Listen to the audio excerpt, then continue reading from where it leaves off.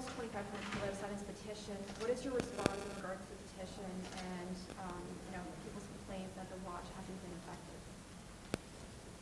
Well, it's disappointing because there's not a lot. I've looked at what's posted, and there's not a lot of attention that's been paid to exactly what the facts are, which was sent out today to all of you with respect to the media release. There's lots and lots of people for us to work with. Citizens to us include individuals who are vulnerable in the community, not just business owners, not just residents who have homes. So our stakeholder group is vast, and I don't think there's a lot of appreciation that's paid to that. I consider stakeholders to include the homeless, to include the addicted.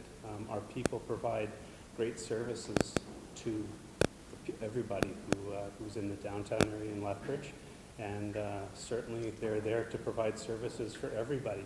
I mean, even our friends at the Sage Plant are a service for us that we contact to provide service to people that meet the criteria with respect to Indigenous persons that need assistance from them. So they're all people that we contact and we provide service to. So Jeff, I'm just going to read a direct quote from the petition and just let me know your assessment of that. This petition claimed that the watch is, quote, a manifestation of white supremacy, ongoing colonialism, and racist discrimination. What is your take on that? I understand where they're coming from, based on the initial premise of downtown not being safe, but I think that the downtown not being safe piece is a narrow perspective, because I'll tell you, there's a perspective that it's not safe for the homeless and the addicted as well. The addicted are afraid of the business owners and the people that confront them every day, and they have a real disease in their addiction. I think that, in fact, the homeless people as well are often victimized, lots of times by other homeless people and other addicted people. And so when we say that the public says that the downtown doesn't feel safe, and it's our job to make it feel safe, that is the business owners, the residents, but it also includes the vulnerable people, the addicted and the homeless people too. We need to make sure that it's safe for them. For those vulnerable people, I had a chance to talk to a group of Indigenous homeless today, and their perspective was that the watch tells them to leave or move it along, or they call the police on them. But if they're homeless, they really do not have, I guess, anywhere else to go. Yeah. From your vantage point, what is the formula for addressing something like this? So when they're on the sidewalks and they're in downtown and parks and those kinds of things, those are all public places. And they're a citizen like everybody else, and they're entitled to do that. When I was policing here, when I first started policing in the late 1980s here, people used to call the police when somebody was not standing vertical in the park. And lots of times that happened to be Indigenous individuals, and they would call the police on them. And instead, nobody actually thought, maybe I should go and check on that person. Maybe that's somebody that requires some medical assistance. Maybe that's somebody that requires something else. So what we do as the watch is the checks on the public service wellness checks. We check on the people that are in the park. Lots of times we find that they need medical attention. Sometimes when they say that we call the police, we call the police. In our numbers that we had, we've called the police since we started, only 19% of the time. But lots of times, that's not about the people, it's for the people. They've been victimized by a crime, by a theft, by an assault, domestic violence. We've stopped a number of domestic violence cases where we've been able to intercede and provide the person with the assistance that they need. And let's not forget the other pieces where we've stopped and done a wellness check on somebody who's not responsive in the park and found out, in fact, that they're suffering from an opioid crisis. 3 lives were saved by watch people this month alone from doing wellness checks from individuals that are in the park. Myself, I still go out every week to work with the people that work in the watch, and I've been involved in 2 cases, and it's the very people that are most vulnerable that have chased us down. In both cases that I was involved in, we were approached by vulnerable individuals who chased us down and told us somebody's having an overdose. In one case, the individual had been given his naloxone, but he was in a position where his head was leaning up against a wall, so it was creating a position, what we call positional asphyxia, where he wasn't able to start breathing again because his neck was craning down and he couldn't breathe. He started breathing when I grabbed him off the wall and put him down into a prone position, was checking his breathing, and he came back to life right before my very eyes. And another occasion, we were checking alleys where we'd had a number of crimes had occurred, and we're just having a look at the alleys to see where the police might be able to find camera and video evidence for them. Somebody came running around the corner and told us somebody was having a overdose in the park. So we ran, they'd given him one shot of the naloxone on the needle. We carry the nasal spray, so it's more effective because it's a higher concentration medication. We provided the naloxone to that particular individual. He got up just as the paramedics arrived, because nobody thought to call 911 to get EMS there on scene, and he was saved too. So that's 5 instances that I know of, just that I've been involved in, that I know that have happened in the last month, where we've provided those services to people. It seems that the watch, it definitely has great intentions, but I'm wondering how diverse is the watch group? How well does it reflect the people in the community? Yeah, and that's always an issue. You want to make sure that, not because that you necessarily want to look at people who look like you, but you want the group as a whole to reflect the community that they serve. That was a thing that we have in policing, and where we're recruiting and trying to get people who are Indigenous to our community, to our area here, as well as every representation of as many people as we can, and we invite all comers. Now, as it sits right now, we have one Indigenous team lead. We have an Indigenous individual who is a volunteer.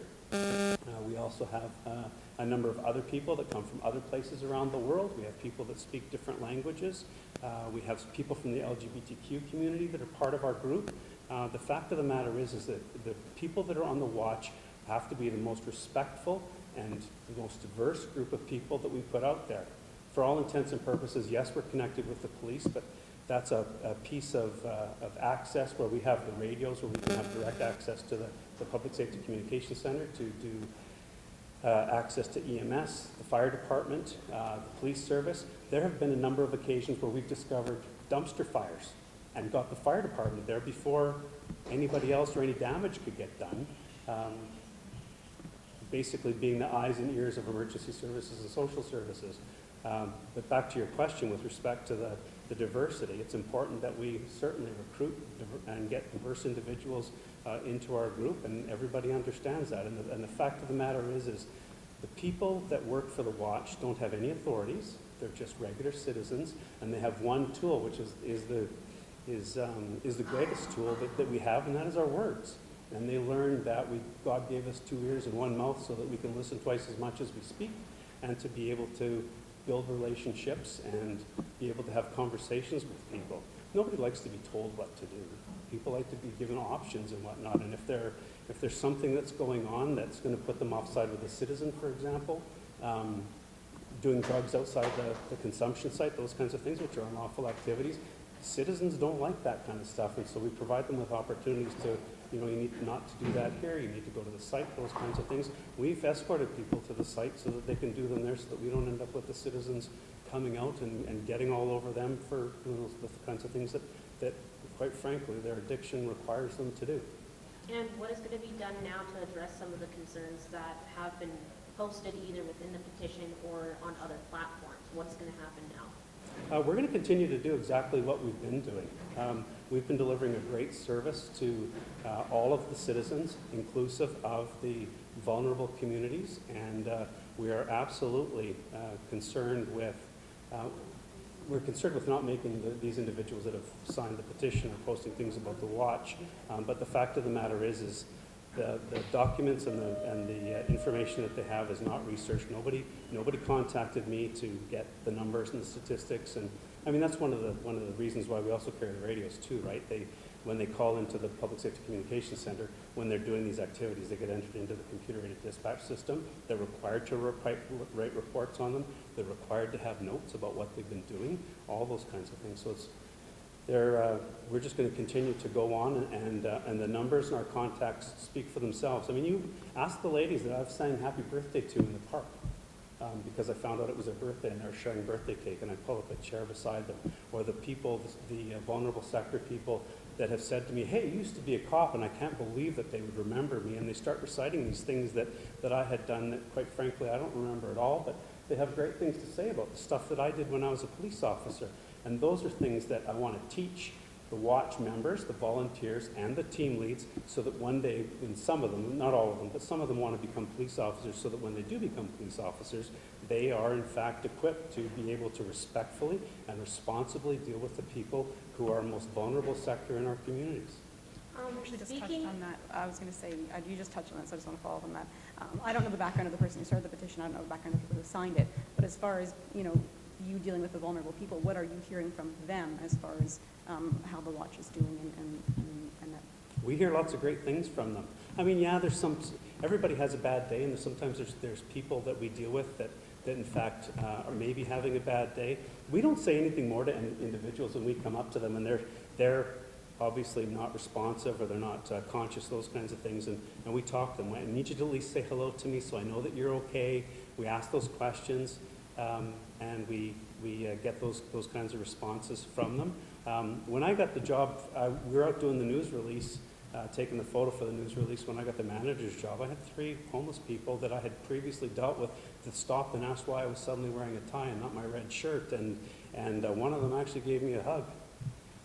So it's important that we carry on building those relationships. And most of the people, I had one lady who gave me an Indigenous name. I'm sure it doesn't actually count, but nonetheless, she gave me an Indigenous name, and I respect her for doing that, and I like my Indigenous name. So there's lots of those kinds of relationships, and I mean, we simply talk to people. We build relationships. We don't make them dump out their liquor. If they have liquor, they're consuming it in a location they can't lawfully consume. I remember those days when I was a police officer, and you know what? They're feeding their addictions, and they need to do what they need to do, and so we have them move on to some place that perhaps it's not so obvious, and it's not some place that they're more inclined to run afoul of the law. Speaking partially as somebody who is a minority, I know that there is a concern of going to the police or going to, like, let's say there has been incidents, because I understand that you have not been around for everything that's going on, and 100% understandable, but I've heard from a few people that they have been called racial slurs, for example, but they also have a fear of either talking to the police because they feel like they won't be believed, or around those kind of lines. Yeah. Now, that's what I'm asking it when I say what's going to be done differently. Are there going to be different training methods for the volunteers, or is there going to be a way that people can, like, maybe give feedback that can be actually considered in moving forward? Honestly, I don't know that it was anybody from the watch that ever said anything like that, and if it was, I'd sure like to know it, because that individual would no longer be with the watch, because that's not what we do, that's not what we're about. We do training on cultural sensitivity and Indigenous awareness as part of the training. Everybody has to take the week's training. You don't get to be a watch volunteer without being available to come and do the training piece. So in addition to procedural things like learning to talk on the radios and learning how to make notes, they learn how to deal with people, how to properly communicate with people, how to have a good conversation that's going to build trust. Yeah, those are all things that are required to do. If somebody knows of a situation where a watch member had done something like that, I'd be very disappointed, but that person would no longer be part of the watch. I mean, we have no room for that. When the majority of the people that we are in contact with are in fact the vulnerable community, you need to make sure that you have a very, very healthy level of respect and respectful conversations for individuals like that, or we're not going to play that game. It's not going to work. This cultural awareness training, is it ongoing, or is it just the 1 week and that's it? They do the 1 week piece, and then we do, when the volunteers are here, which they have not been here, we do ongoing training with them. So far our topics, it's like a once a month thing. So far our topics have mostly dealt with learning about the opioid crisis and learning about how addiction works, those kinds of things. So we actually haven't had the cultural sensitivity piece again. Although every time we do our training, the same course gets offered, and then we volunteer, or we request that our people come in and take the training again. So we tell them, hey, here's all the courses that we're having put up for our recruit training that we're doing this time, and you're more than welcome to come. And we actually do get people that come in and are able to take part in them. The cool thing is sometimes we're not able to get the regular speakers that we normally do, so we go external to the police organization. So we have We have people that talk to us about cultural awareness who are within the police service, our community liaison, for example. But there are times where we're able to find somebody who's outside the organization, so they give us that perspective of what that actually means from somebody who's not in a policing environment. And that's really valuable, because these people are not police officers. They're not actually, they're an extension of the police service. Sometimes I like to refer to us as the social piece of the police service, because we do a lot of that kind of stuff. But having them come external to the organization gives us a whole better breadth of what people who are outside the organization looking at how we operate, what that looks like. I mean, I get how it can look. People see you doing something and then they wonder, you know, why are they doing that, or how is that happening, or those kinds of things, and I get that. And a person's perception certainly becomes their reality. I understand that too, because people also they tend not to want to ask questions. I wish they'd ask more questions. The petition also mentioned the budget for the launch. So I guess what approximately is the budget for the program right now? I guess what would be like the very general breakdown of how that money is spent? It's $600,000, and so we have 10 paid team leads. So as you can appreciate, because of the contact and the access to the Public Safety Communications Center and the police building and whatnot, we need to have people who take responsibility. We also need to have people that write the reports. So we do nothing that's if it's not recorded, if it's not written down as an incident report or those kinds of things, then it's important that, of course, we need those to find out what are we doing well, what can we do better, what can we do more of, what are we doing that we need to do less of. For example, deployment strategies, those kinds of things. So a lot of that stuff goes to pay for the paid leaders. There are sometimes we have to pay for training people that come in. There's uniforms, there's those kinds of costs, that kind of stuff. Operation of the truck, which is not a patrol vehicle, it's a deployment vehicle, and it's also an occupational health and safety piece. So in the cold winter months when they get cold and there's no places that are open for them to go in and visit with a person or a business owner, they will go in and use the truck for warmth or shelter from the rain that we've had a lot of lately. It's to get to our locations, so we go from Mermagrath Drive down to the parks, and we go from 5th Avenue North to 6th Avenue South. So there's a lot of ground to cover. And I remember being the old guy as a volunteer when I started here in May. I hiked from this building all the way to Mermagrath Drive lots of times. And for some reason, I used to always get the north side beats and had to walk out that way. We spend a lot of time, yes, you go through a lot of neighborhoods, but you go through in groups as you drop off and you get to the other areas. So we use them as an opportunity to deploy. The first aid kit is in there as well, so if somebody needs first aid, our people are trained, so they get access to that. So there's operating the truck. There's all other pieces with respect to other supplies and budgetary items, and it's about $600,000 a year. So are you saying, because in the post there's an assertion made that the watch receives $1.2 million over the span of 2 years, is that untrue? Yeah, nope, that's true. Yeah, $600,000 times 2 is $1.2 million. Okay. Some people would say that seems like a lot for a program that's primarily run by volunteers. Yeah, well, it would be a lot more if we actually were paying the 25 volunteers that we currently have a salary as well. And I got to tell you that the team leads are not getting paid an awful lot of money. And my salary's in there too, but I'm not here for the money. I was a happily retired police officer volunteering in my community when I was recruited to come and apply for this job and run the program. So, yeah, I could have just as easily been at home drinking coffee this morning. So, it's just something. I volunteered for the program because I felt the program was very, very important and something that was very important in our community. Not just because I have my children and grandchildren here, but because the vulnerable populations tend to be marginalized, and I don't like to see that, and people need to be tended to appropriately. So I came out as a volunteer. I ended up somehow getting recruited as the manager, and I'm very happy to be the manager here to run this fine group of people. But at the end of the day, there's those expenses too. How many vehicles does the watch have? Is One, just the one? just the one. So the $600,000, like, over what span is that allocated? 12 months. 12 months, Yeah. okay. All right, gotcha. Anything you like that? No, you know what? We're out there 84 hours a week to start with. We have an awful lot of area to cover. We have so when we go out, there are 14 leads right now because we have no volunteers and you have to work in partners. So normally those team leads would have a volunteer, so we'd be able to cover more areas. So we're not able to cover the vast number of areas. So we use the truck to get from point A to point B. Lots of times, people will actually call, by the way, that's something I forgot to say, the Safe Lock program, or somebody will actually call us that there's an issue at a particular location, so the truck expedites our arriving at a particular area much quicker.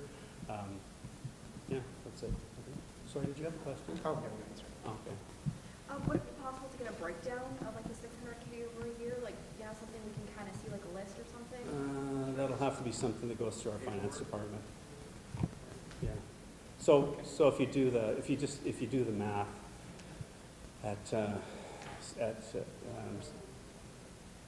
see, well, if you just do the math, actually, if you go through our finance people and whatnot, and for example, let's simply calculate that in my head right now. 50,000. Yeah. Well, thank you, Jeff. Thanks, everybody.